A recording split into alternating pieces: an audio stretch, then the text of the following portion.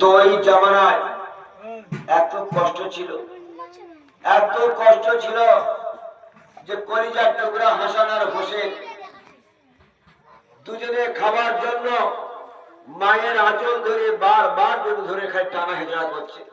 কিন্তু কি করবে, কয়েকদিন যাবৎ ঘরে কোনো খানা ছিল না। তো দুটো বাচ্চা মায়ের আঁচল ধরে বারবার টানা হেঁচড়া করছে। আমার ভাইরা,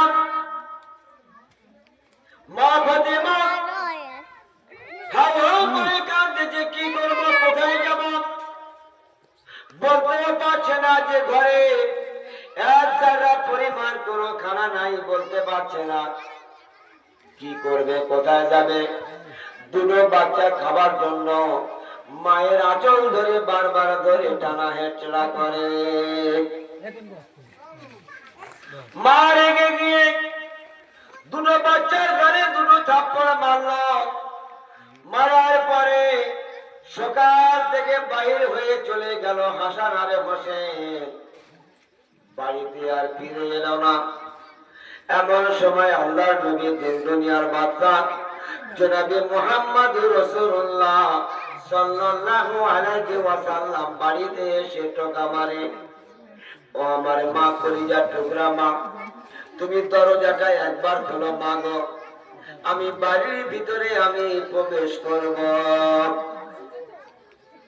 বাড়ির ভিতর থেকে আওয়াজ আসে, ও আমার আব্বা জান, ও আমার কলিজার টুকরা আব্বা জান গো, আপনার মেয়ে আমি ফাতেমা এমন একটা পোশাক পরে আছি, আমার আব্বা বেটি হয়ে বাপের সামনে যেতে পারবে না। আল্লাহর নবী কি করলেন, মাথার পাগড়িটা খুলে অন্দর মহলে ছুড়ে দিলেন, বললেন, ও আমার মা, ও আমার কলিজার টুকরা মা, তুমি মাথার পাগড়িটা পরে তুমি দরজাটা একবারে খুলে দাও। মা ফাতেমা আব্বা জানের পাগড়িটা পরে আমার ভাইয়েরা দরজাটা খুলে দিলেন। দরজা খুলে দেওয়ার পরে আল্লাহর নবী দিন দুনিয়ার বাদশা বাড়ির ভেতরে ঢুকে চতুর্দিকে খুঁজে খুঁজে দেখছে। মা ফাতেমা বলছে, আব্বা গো, ও আমার কলিজার টুকরা আব্বা, আপনি কেন বাড়ির ভেতরে ঢুকে চতুর্দিকে খুঁজে খুঁজে কি দেখছেন আব্বা?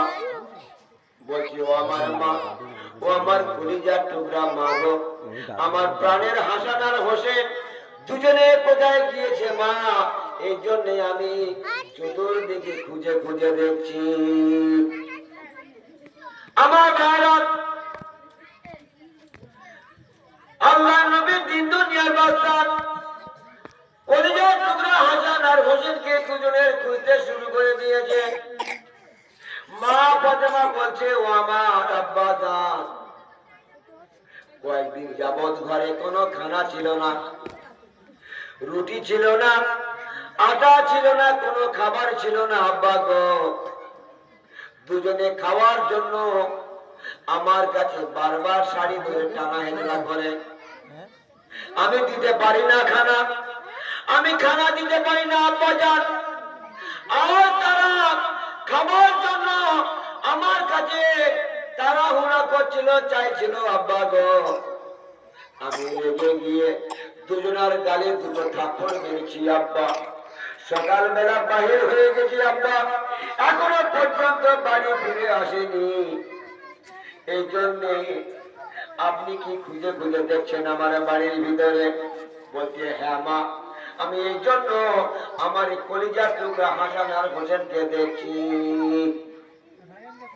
আল্লাহ নবী দিন দুনিয়ার বাদশা জনাবে মুহাম্মদুর রাসূলুল্লাহ বাড়ির বাইরে চলে গিয়ে আরবের বুকে লো হাওয়া, গরম হাওয়া, উত্তপ্ত লো হাওয়া, আল্লাহ নবী চতুর্দিকে খুঁজে খুঁজে দেখছি আমার কলিজা টুকরা হাসান আর হোসেন দুজনে কোথায় গেল।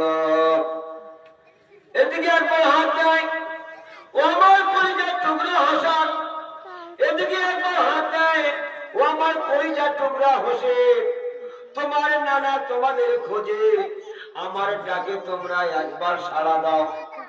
আমার ভাইরা বাবাজিরা, কোন দিকে হাসান আর হোসেনকে দুজনকে কোন দিকে খুঁজে পাচ্ছে না। এমন সময় দূর থেকে একটা লোক আসছে আমার ভাইরা। সেই লোকটিকে দেখে আল্লাহর নবী তার কাছে ছুটে ছুটে যাচ্ছে। মনে হচ্ছে অন্তরে খবর যাচ্ছে যে নিশ্চয় করে আমার হাসান আর হোসেনের খবর ওই লোকটা বলতে পারবে। লোকটার কাছে গিয়ে বলছে, ও আমার প্রতিবেশী, ও আমার ভাই, তুমি কি আমার হাসান আর হোসেনকে দেখেছো কি বলো?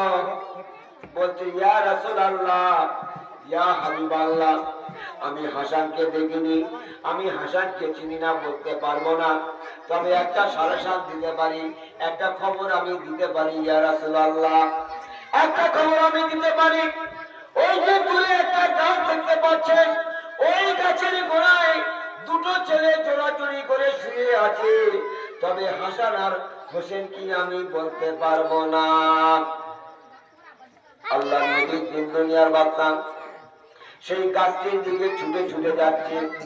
গাছের দিকে ছুটে গিয়ে দেখছে দুজনে শুয়ে আছে জোড়াজুড়ি করে। আল্লাহ নবী দিন দুনিয়ার বার্তা নবী মুহাম্মদুর রাসূলুল্লাহ সাল্লাল্লাহু আলাইহি ওয়াসাল্লাম হাসান আর হোসেনকে দুজনে কোলে কোলে তুলে নিলেন।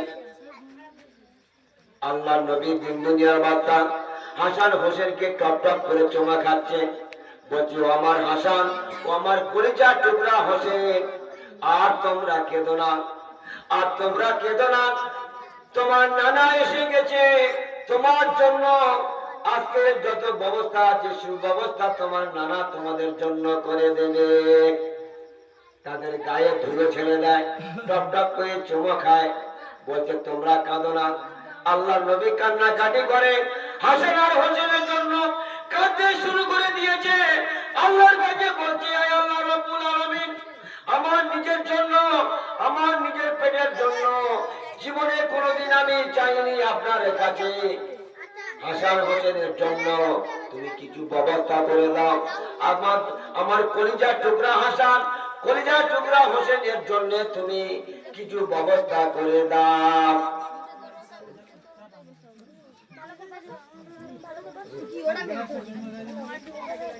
তো আমার ভাইরা, আল্লাহ নবীর কান্না দেখে সমস্ত আসমানের যত ফেরেশতা আছে কাঁদতে শুরু করে দিয়েছে। আমার ভাইরা, আল্লাহ রাব্বুল আলামিন জিবরিল আমিনকে বলছে, ও জিবরিল আমিন, তুমি আমার কাছে চলে এসো, আমার কাছে তুমি চলে এসো। আমার হাবিবের কান্না, আমার হাবিবের কান্না বরদাস্ত হচ্ছে না। তুমি তাড়াতাড়ি করে জান্নাতে চলে যাও, আর জান্নাতে গিয়ে সুন্দর সুন্দর গরম রুটি আর গোশত নিয়ে তুমি জমিনের মধ্যে পৌঁছে যাও। ভাই বুঝতে পারছেন? এদিক ওদিক তাকালে কেউ বুঝতে পারবেন না। দৃষ্টি আর দিমাগ অন্তর যদি লাগাতে পারে তাহলে আপনার চিপের লোড হবে। প্রত্যেকটা মানুষের ভেতরে চিপ আছে, ভালো করে খেয়াল করবেন। হাবের সাহেব বসে আছে, 30 পারা চিপের লোড আছে। কপারা আর কথা বলুন, 30 পারা ভিতরে চিপের লোড হয়ে আছে। আর আপনারা এইখান থেকে দুটো চারটা কোটা দিয়ে চিপে যদি ঢোকাতে পারে, একটা ঢোকালে 1000 নফল ইবাদতের সব আল্লাহ পাক আপনার আমলনামায় দিয়ে দেবে। বারা খেয়াল করুন, আল্লাহ তাবারক তাআলা জিবরিল আমিনকে বলছে, ও জিবরিল আমিন, তুমি জান্নাতে চলে যাও, আর জান্নাতে গিয়ে খানজায় করে গরম গরম রুটি আর গোশত নিয়ে জমিনের মধ্যে চলে যাও আমার হাবিবের কাছে। জিবরিল আমিন কি করলেন? তাড়াতাড়ি করে খানজায় করে গোশত আর রুটি নিয়ে জমিনের মধ্যে চলে এলো আল্লাহর নবী দুনিয়া বাদশার কাছে। জিবরিল আমিন পয়সা বলছেন, ইয়া রাসূলুল্লাহ, ইয়া হাবিবাল্লাহ, আপনি আর কাঁদবেন না, আপনার জন্য সমস্ত আসমানে যত ফেরেশতা ছিল কাঁদতেছে। আল্লাহ তাবারক তাআলা আপনার কান্না বরদাস্ত করতে পারলেন না। জান্নাত থেকে রুটি, গরম গরম রুটি আর গোস্ত নিয়ে আমাকে জমিনের মধ্যে আপনার কাছে পাঠিয়ে দিয়েছে। আপনি হাসান আর হোসেনকে খাইয়ে দেন। সুবহানাল্লাহ। কি জোরে বলবেন না? সুবহানাল্লাহ। তো সুবহানাল্লাহ বলতে বললে তবে বলবেন। সুস্থ সবল শরীরে আবেশা বসে আছে মানুষ, ভালো করে বুঝে নেবেন। সুস্থ সবল শরীরে কেউ যদি সুবহানাল্লাহ যদি বলতে না পারে তো মৃত্যুর সময় জীবনে আসবে না। মৃত্যুর সময় জীবনে কখনো আসবে না। মোদী সাহেব বলে দিলে তবে বলবো, এটাই হচ্ছে রুল হয়ে গেছে। একবার সুবহানাল্লাহ বললে জান্নাতে একটা সোনার ইট রাখবে। কটা ইট? আর কত বলে কি ব্যাপার? একটা সোনার ইট একটা লাগবে। রস করতে গিয়ে জামাইবাবু মনে হয়। আলহামদুলিল্লাহ বলবেন একটার উপরে। আল্লাহু আকবার। মেশকে আম্বর, সোনার উপর মেশকে আম্বর দিয়ে আপনার জান্নাতকে নির্মাণ করা হবে। যতক্ষণ মজমা সুবহানাল্লাহ বলবেন, আল্লাহর জিকির করবেন, সুন্দরভাবে শুনবেন, মনোযোগ দিয়ে শুনবেন, আমল করার জন্য শুনবেন, অপরের কাছে পৌঁছার জন্য শুনবেন। আল্লাহ পাক জান্নাতে ফেরেশতা মিস্ত্রি দাঁড় করিয়ে রেখেছে। আপনার সমস্ত নেক আমলের দ্বারা জান্নাতকে সুসজ্জিত করা হবে। তো প্রত্যেকে জোরে বলুন সুবহানাল্লাহ। সুবহানাল্লাহ।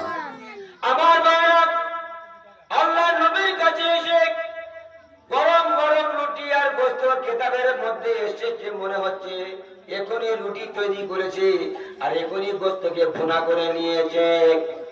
আল্লাহর নবীর হাতে দিয়ে দিলেন, বলে হাসান আর হোসেনকে খাইয়ে দেবে। আল্লাহ নবী খানজা নিয়ে চলে যাচ্ছে ফাতেমার আলাতে, ফাতেমার বাড়িতে চলে যাচ্ছে। বলতে এসো হাসান, আমার কলিজা টুকরা হাসান, দুজনে তোমরা চলে এসো। তোমাদের জন্য আল্লাহ পাক জান্নাত থেকে সুন্দর খাবার পাঠিয়ে দিয়েছে। তোমরা দুজনে খানাটা তোমরা খেয়ে নাও। সুবহানাল্লাহ। দোষ করি আল্লাহ।